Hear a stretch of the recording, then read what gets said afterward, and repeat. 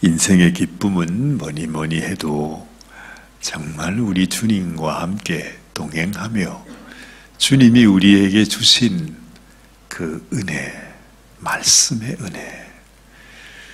주님의 말씀이 아니면 우리는 하나님을 알 수도 없고 또 예수님을 믿을 수도 없고 또한 우리의 삶이 주님을 따라 살아갈 수도 없습니다. 나와 함께 하시는 우리 하나님, 나를 위해 생명 주신 우리 예수님, 그리고 눈에는 보이지 않아도 지금도 우리의 심령 속에 계시는 성령님을 우리가 아는 것은 바로 우리에게 이 말씀이 있기 때문이죠. 참 하나님께서 어떻게 이 말씀이 바로 나다 그렇게 말씀하신 걸 보면 참 신비합니다.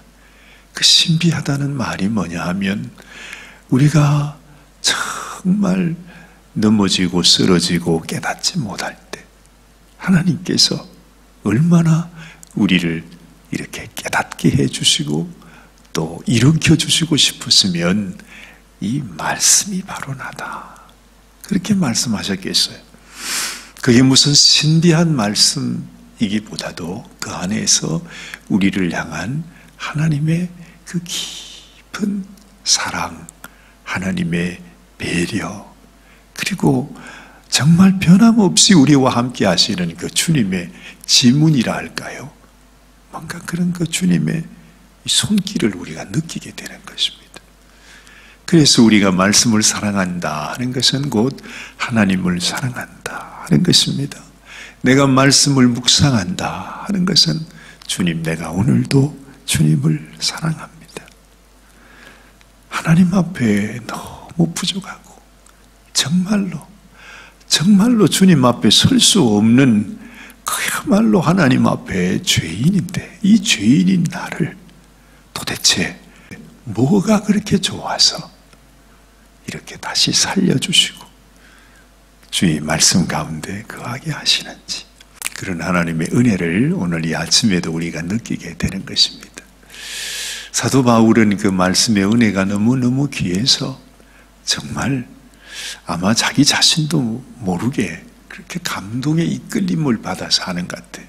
나는 이 말씀을 전하며 살리라. 예수가, 내가 그렇게 핍박했던 예수가 바로 그리스도시다. 그 예수가 나를 구원하신 하나님이시다. 하나님이 그렇게 우리들에게 보여주시고자 했던 그분이 바로 예수시다 하는 이것을 사도 바울은 그저 그냥 전하기 원했어요. 간절한 오직 한 가지 소원은 내가 이 복음, 이 말씀을 전하는 것입니다. 그러면서 하나님이 이끄심을 받아가지고 지금 이 복음을 전합니다. 우리가 사도행전 말씀을 통해서 정말 그 말씀에 붙잡혀서 오늘은 이곳, 내일은 저곳 그렇게 복음을 전하는 바울의 모습을 보지 않아요. 그 환난 속에, 그 핍박 속에, 말할 수 없는 그 어려움 속에서도 그래서 주님, 내가 이 주님의 사랑, 이 주님의 복음 전하며 살기 원합니다 하는 그 바울의 모습이 너무너무 아름답게 느껴져요. 여러분은 그렇지 않아요? 아, 나도 그렇게 참 살면 좋겠다. 나도. 어찌 생각해 보면 바울은 우리하고 너무 다른 것 같아요. 너무 거리가 먼 것 같아요. 아니, 우리는 늘 그저 세상에 묶여서 하루하루 그냥 이렇게 묶여 이렇게 살아가는데 바울은 모든 걸 다 이렇게 제쳐놓고 복음을 위해서 이렇게 사니까요. 바울이 뭔가 다른 사람처럼 보이잖아요. 그런데 알고 보면 바울도 우리와 똑같은 삶을 살았어요. 바울은 잡이 없었습니까? 우리도 여러분 주어진 이런 잡이 있고 해야 될 일이 있고 그것처럼 바울도 역시 잡이 있었대요. 그 바울이 무슨 일을 했답니까?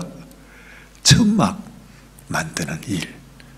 옛날에는 뭐 집도 제대로 없고 뭐 그런 거니까 천막이 얼마나 그게 요긴하게 쓰였겠어요. 그 천막 만드는 일을 했다는 것입니다. 그걸 보면 바울은 늘 그저 성도들에게 무슨 대우를 받고 존경을 받고 뭐 그렇게 하면서 이렇게 복음을 전하는 목사님이셨구나. 그게 아니라 바울도 똑같이 우리처럼 참 어려운 이 세상 경제 속에서 본인도 먹고 살아야 되니까요. 뭐 하나님께서 뭐 늘 일도 안 하는데 이 바울에게 뭐 먹을 것 입을 것 다 공급해 주고 그러지 않았을 거란 말이죠. 오늘 여기 보면 이 바울이 복음을 전하면서도 이 바울에게 천막을 만드는 조합이 있었다 하는 걸 보면 바울의 삶도 우리하고 똑같았네. 오늘은 이곳 내일은 저곳 그렇게 도시마다 다니면서 복음을 전하는데 사실은 복음만 전하는 것이 아니라 그도 이런 직업을 가지고 일을 하면서 자비량으로 그렇게 사역을 했던 것을 보게 되는 것입니다. 여러분, 이 세상에 우리가 세상에 살기 때문에 해야 하는 일들이 다들 있습니다. 그러나 문제는 내가 어떤 모양으로 살든지 하나님 나를 통해 주의 복음이 전거되길 원합니다. 내가 만나는 사람 또한 내가 거하는 곳 그곳에서 예수는 그리스도라 하는 것을 증거하며 살기를 원하는 바울의 소원이 너무 귀하다는 것입니다. 그래서 오늘 이 아침에 우리의 심령 속에도 하나님 내가 어떤 모양으로 살든지 내가 있는 곳에서 내 주님이 전해질 수 있는 그런 인생이 되게 해주세요 하는 소원을 가지면 너무너무 좋겠다 하는 생각이 드는 것입니다. 자, 두 번째는 보니까 오늘 여기 1절부터 보면 이렇게 말씀하잖아요. 이후에 바울이 아덴을 떠나 고린도에 이르렀는데 아굴라라 하는 본도에서 난 유대인 하나를 만나니 글라우디오가 모든 유대인을 명하여 로마에서 떠나라 한 고로 그가 그 아내 브리스길라와 함께 이달리아에 왔다. 그 얘기를 합니다. 사실 이 말씀 바로 전에는 이 바울이 아덴, 그러니까 그 수많은 신들을 섬기며 철학자들이 모여있는 그곳에서 복음을 전하다가 사실은 바울이 거기에서 복음을 전하면서 큰 낙심에 빠졌어요. 우리 자기는 그곳에서 복음을 전하면 그들이 주님께로 돌아올 것이라 생각했는데 왠지 모르게 이 바울이 굉장히 어려움을 겪었습니다. 그러다가 이 바울이 이 아덴을 떠나서 고린도에 오게 됐다 하는 거죠. 이 고린도는 마치 요즘으로 말하면 지금 우리 샌프란시스코 같은 그런 큰 도시고 굉장히 부자 도시고 또 굉장히 타락한 도시로 그렇게 알려져 있는 곳이었어요. 그러니 그곳에서 복음을 전하는 사도 바울이 참 쉽지 않았다는 것을 우리가 알게 되는데 여기서 우리 마음속에 하나 이렇게 와닿는 것은 하나님께서 그 복음을 전하는 바울의 삶 속에 이 귀한 만남을 허락해 주신 것이라 하는 것입니다. 바울이 한 부부를 만났는데 그 부부의 이름이 뭐라고 그랬어요? 아굴라라 하는 본도에서 난 유대인 하나를 만났는데 그런데 그 아굴라의 부인 이름이 브리스길라라 이렇게 또 소개하고 있어요. 그래서 우리가 아굴라와 브리스길라 그러면 아주 유명한 사람이 되었습니다. 그 로마서 마지막 장에 가보면은 이 사도 바울이 이 아굴라와 브리스길라를 얘기하면서 특별히 그 브리스길라가 이제 부인인데 그 로마서에는 브리스길라와 아굴라라 이렇게 표현을 해요. 아마 제 마음속에 생각이 이 두 부부 중에서 특별히 그 부인이 주님을 사랑하는 마음이 굉장히 아주 간절했던 것 같아요. 여러분, 우리도 이렇게 교회 생활을 해 나가면서 교회 안에 여성들이 주님을 사랑하는 마음이 너무 귀하고, 또 교회에 하는 사역도 우리 교회도 마찬가지지요. 우리 여성들이 이 모든 사역을 주장해 나가는 그런 면들이 있는데, 이 아굴라와 브리스길라도 이 두 부부가 다 주님 앞에 헌신을 했는데 너무너무 아름다운 거예요. 그래서 사도 바울이 이 부부를 생각하면서 이 사람은 세상에 둘도 없는 나의 동역자다, 그렇게 인정해주고 있는 것을 보는 것입니다. 우리도 복음을 위해서, 우리가 그 배경도 달라요. 이 아굴라와 브리스길라는 본도에서 났다 그래요. 이 본도는 그 지금 이제 지역으로 보면 터키 쪽에 있는 지역이라고 그럽니다.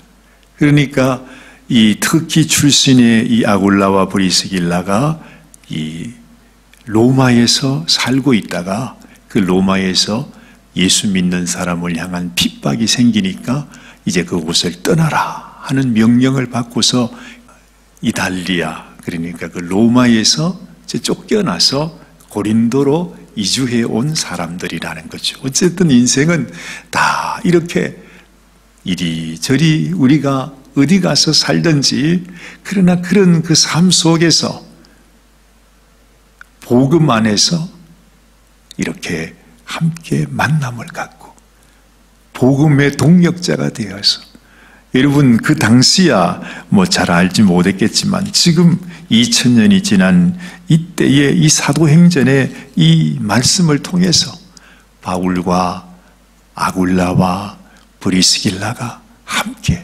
같이, 또 그 사람도 같이 장막 짓는 그 같은 업을 가지고 있었다고 그래요.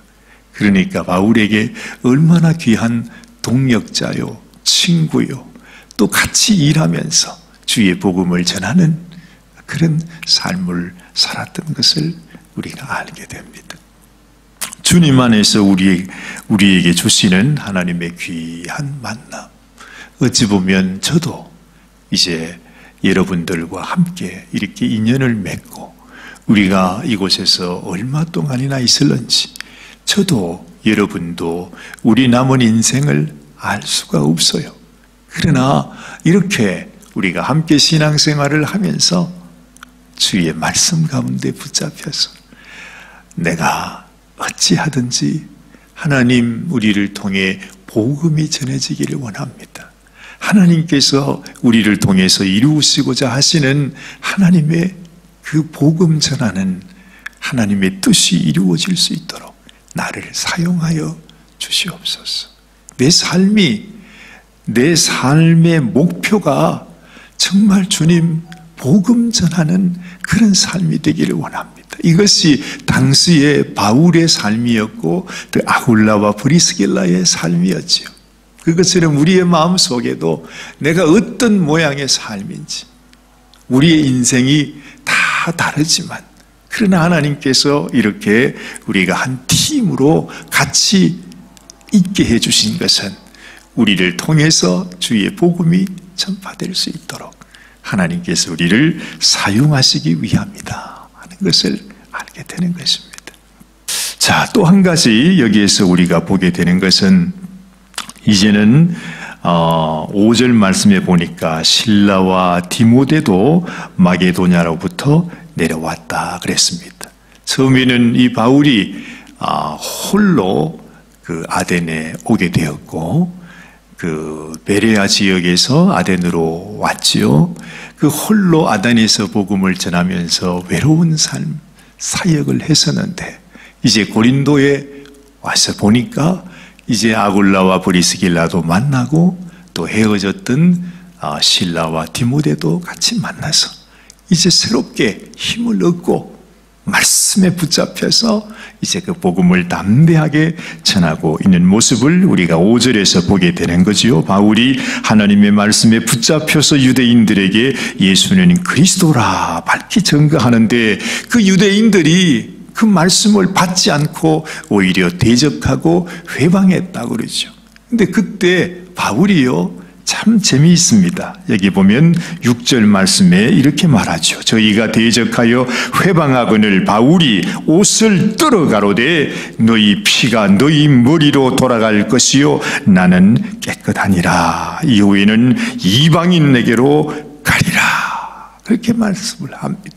무슨 말인고 하니 바울이 이 복음을 전해줘요. 여러분, 우리도 주의 복음을 전하면서 사실은 이 세상에 가장 귀한 소식, 가장 귀한 것이 이 복음인데 사람들은요, 이것이 얼마나 귀한 것인지를 깨닫지를 못해요. 그래서 아주 그 말씀을 대적하고 회방하지 않습니까?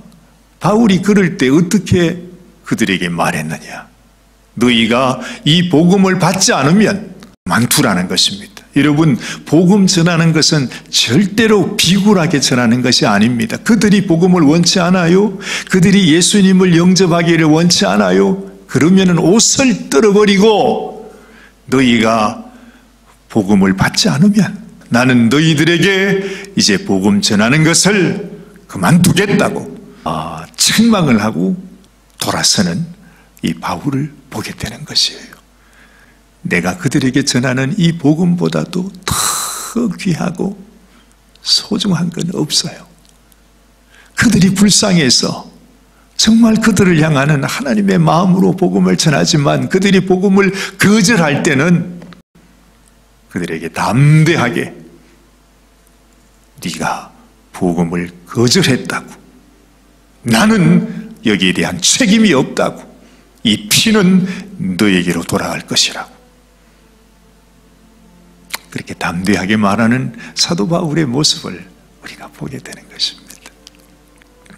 그래서 우리의 심령 속에 있는 이 복음이 얼마나 귀하고 소중한 것인가. 우리가 구걸하면서 제발 믿어주세요, 무슨 물건 파는 사람처럼 우리가 그렇게 비굴할 필요가 없어요.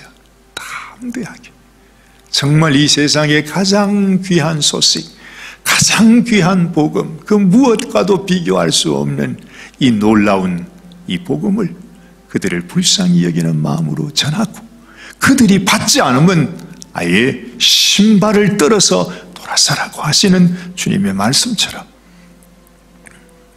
너희가 복음을 받지 않으니 나는 이방인에게로 돌아가리라 하는 바울의 그 모습을 우리가 보면서 그렇구나, 정말로 우리가 하나님 앞에서 내가 복음을 전하는 하나님의 종으로서 내가 이 사역을 감당한다 하는 것을 우리가 알게 되는 것이죠.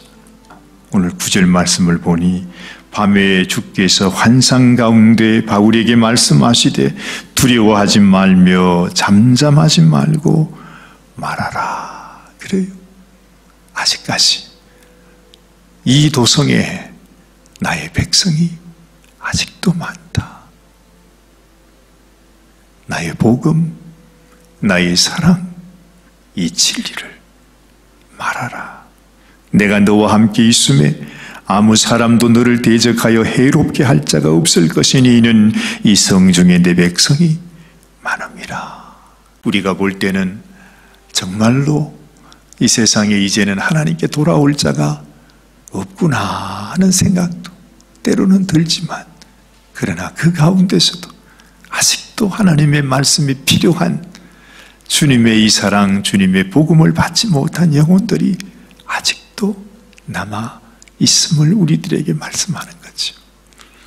우리도 우리의 마음속에 주님께서 주신 이 간절한 주님의 심정으로, 주님, 하나님이 나에게 어떤 사람을 붙여줄 때마다 그들에게 주의 복음을 전해줄 수 있도록 주여 나를 도와주옵소서, 나를 사용하여 주옵소서.